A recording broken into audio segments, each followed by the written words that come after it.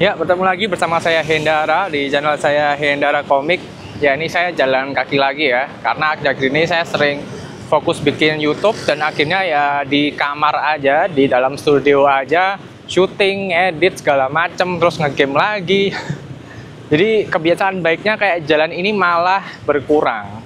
Akhirnya sehari saya cuma jalan paling ada di 3.000-an atau 4.000-an, padahal kita harus kalau mau sehat kan harus ada di 9.000 atau 10.000 ya, walaupun sekarang pada digencerin 6.000 sih, tapi saya lebih suka bisa jalan di 9.000 dan 10.000. Selain itu jalan juga bisa membuat stresnya hilang. Karena itu saya akan bikin konten nyantai-nyantai aja. Ini konten yang membahas tentang Poco F6 ya, pemakaian selama sebulan ini. Saya makainya udah sebulan ya, udah dari tanggal berapa ya, tanggal belasan bulan lalu kan, ini kan dikirimin sama Poco kan. Nah, ini mau dibalikin. Jadi sebelum saya kembalikan ya, saya akan kasih beberapa pengalaman saya pakai selama sebulan ini seperti apa. Nah, kalau ditanya kurangnya HP ini apa sih Bang gitu kan. Nah, selama saya pakai selama beberapa minggu ya, tepatnya mungkin kurang lebih 1 bulan ya. Kurangnya ya pertama ada di iklannya nggak banyak, cuma dia ada di galeri. Jadi setelah aku muter video di galeri saya, hasil rekaman itu langsung keluar kayak rekomendasi video-video yang dari internet gitu ya, yang saya juga nggak nonton juga seharusnya gitu kan. Terus habis itu yang kedua adalah paling performa Genshin Impact-nya tidak sesuai ekspektasi orang-orang ya. Dan kemarin saya bahas ya ada beberapa orang yang ke-trigger kalau saya bilang Snapdragon 8S Gen 3 ini nggak sekuat Dimensity 8300 Ultra. Itu pada ngamuk-ngamuk gitu. Terus saya dibilang kayak review bayaran gitu kan. Emangnya kalau saya bilang Snapdragon 8S Gen 3 tidak sebagus Dimensity, yang mau bayar saya untuk ngomong itu siapa sih gitu kan. Agak aneh sih. Nah, saya juga bilang gitu karena pengalaman di Poco F5 ya. Di Poco F5 juga Antutunya tuh lebih tinggi dari Dimensity 8100 Ultra yang ada di 12T. Tapi kan performanya lagi-lagi digiles habis sama Dimensity 8100 Ultra. Cuma ya tahu sendirilah. Kalau Dimensity kan memang karakternya panasnya berani dilepas lebih jauh gitu ya. Nah, waktu saya nge-review Dimensity dibilang panas. Terus saya bilang review Snapdragon disuruh matiin Joyose-nya. Dan saya untuk review kali ini sebetulnya udah saya bahas lengkap ya di video yang ini nih. Nah, di video yang ini udah saya bahas lengkap sih, udah gak ada lagi yang dibahas harusnya, karena udah saya ceritain semua di situ. Jadi jangan sampai video nyantai-nyantai gini malah view-nya lebih banyak ya. Nah, tadi balik lagi masalah apa ya, Dimensity dan Snapdragon ya. Nah, banyak yang nyuruh saya bilang, Bang, matiin Joyose-nya Bang, matiin Joyose-nya Bang. Nah, kalau Joyose kan saya tidak begitu berani bahas ya. Karena kalau saya matiin Joyose-nya kan ada resiko thermalnya kan akan dilepas itu limitnya tuh. Nah, nanti misalkan smartphone kalian yang kalian matiin Joyose-nya tiba-tiba overheat, berkepanjangan, apalagi kamu mainnya pakai casing di ruangan panas, pakai kartu seluler, pakai charger yang nempel gitu kan, saya kan tidak berani berspekulasi smartphone kamu bakal awet atau enggak gitu. Nah, misalkan smartphone kamu tiba-tiba rusak gitu ya, gara-gara ngikutin saran saya ngomong Joyose, nah saya kan merasa bersalah juga gitu. Saya merasa, waduh ini salah saya kan jadi gak enak gitu kan. Jadi saya tidak bahas Joyose sama sekali. Walaupun di kolom komentar banyak yang bilang, saya udah matiin Joyose-nya kok Bang selama beberapa tahun ini dan aman gitu ya. Ya itu kan Anda gitu ya. Tapi kalau kita lempar opini ini ke publik, takutnya nanti terjadi hal-hal yang tidak diinginkan gitu kan. Nah, saya tidak berani. Saya juga kalau misalkan HP kalian kenapa-napa karena saran dari saya kan juga tidak ikut andil dalam misalkan ganti rugi kalian, ngurusin kalian di service center, enggak juga gitu. Jadi saya tidak membahas tentang Joyose sama sekali. Karena secara performa ya, saya rasa Genshin Impact-nya masih bagus kok. Walaupun emang agak endet-endet gitu ya, kurang begitu mulus, tapi masih tergolong sebuah chipset yang kencang.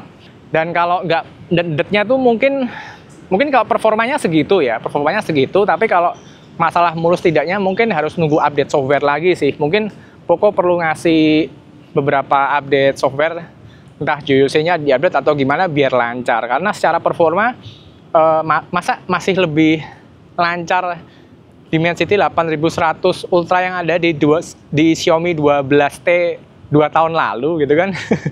Kan nggak mungkin gitu loh. Nah itu sebetulnya masih bisa di-push lagi sama Poco ya. Dan saya bilang Snapdragon 8S Gen 3 mungkin memang segini karena ya aku lihat reviewnya di Realme GT6 juga hasil FPS-nya juga nggak jauh-jauh beda sih.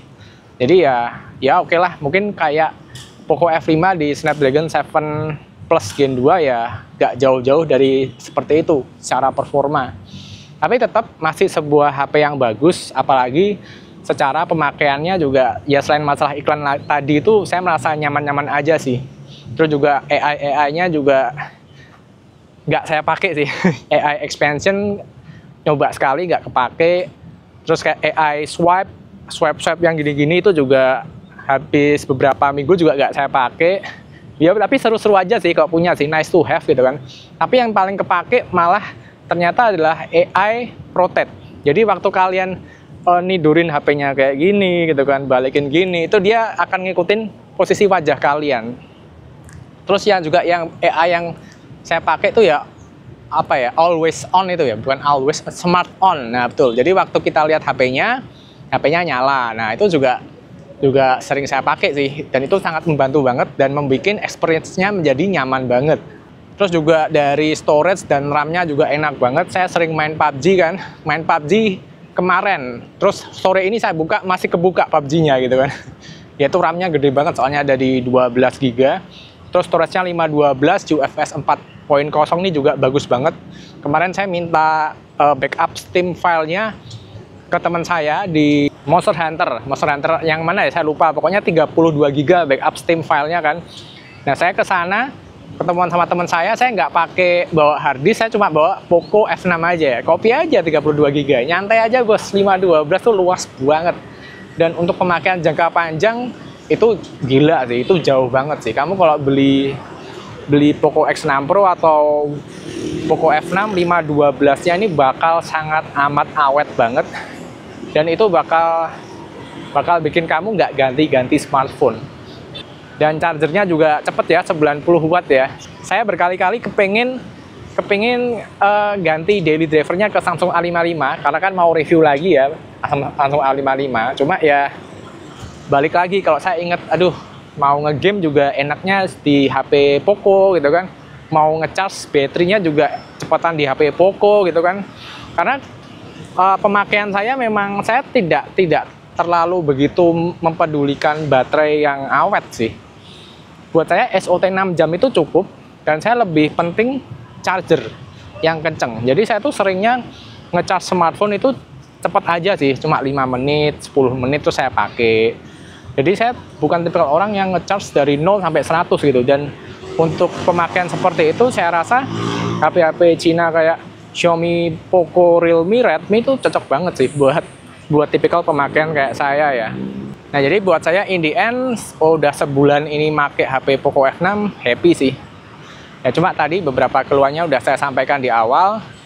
Dan kalau ditanya apakah HP-nya bagus atau enggak, worth it atau enggak, ya jelas worth it banget sih.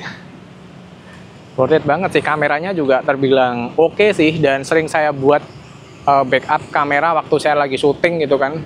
Karena 4K 60 fps-nya beneran bisa diandelin. Walaupun yang beli Poco F6 kebanyakan orang-orang yang tidak mengincar hasil kualitas kamera. Serius, kameranya untuk sebuah HP yang dicap sebuah HP performa aja, kameranya itu terlalu bagus sih. Dan untuk harganya, untuk price point harga segitu juga bagus juga. Dan kalau dimendang-mendingin sama brand lain kok harganya yang lebih mahal yang dibandingin ya. Jadi ya buat saya sih semua smartphone pasti ada kurangnya, ada lebihnya ya, plus minus aja gitu kan. Jadi buat saya nggak usah jadi fanboyan lah. Yang penting pasar semakin banyak dengan opsi pilihan smartphone, jadi kita sebagai buyer juga diuntungkan, sehingga pilihan kamu nanti di pasar waktu mau waktu kepingin beli HP itu pilihannya jadi banyak. Jadi berbagai macam produk dengan berbagai macam karakteristiknya tuh bukan saling bunuh-membunuh, tapi saling melengkapi kebutuhan pasar yang ada di Indonesia. Jadi segitu aja video yang bisa saya bagikan, dan ya ini adalah hari terakhir saya megang Poco F6. Besok saya balikin. Ya, in the end, good smartphone buat yang pakai, saya yakin sih seharusnya kamu puas pakai ini. Jadi segitu aja videonya, dan sampai bertemu di video selanjutnya. Jangan lupa ya di like dan subscribe, dan jangan lupa nonton video full reviewnya yang udah tayang sebulanan yang lalu. Tapi jangan sampai view sama like-nya lebih banyak di video nyantai-nyantai kayak gini. Dan kedepannya mungkin saya bakal bikin video-video nyantai kayak gini sambil jalan-jalan, karena saya harus memenuhi kebutuhan langkah saya ya, karena terasa kurang banget kalau kita tuh sehari cuma jalan 3.000, 4.000 tuh rasanya badannya tuh kayak kurang seger gitu. Nah sedangkan ini karena udah jalan ke sini udah 5.600 langkah. Jadi kalau mau 10.000 ya harus 4.400 langkah lagi. Jadi saatnya jalan kembali, dan buat teman-teman jangan lupa untuk terus bergerak.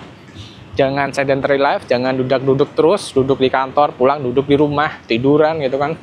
Nanti bisa mendatangkan hal-hal yang tidak baik, penyakit-penyakit yang kurang baik. Jadi segitu aja wejangannya dari saya, om-om yang umurnya lebih dekat ke 40 daripada ke 30.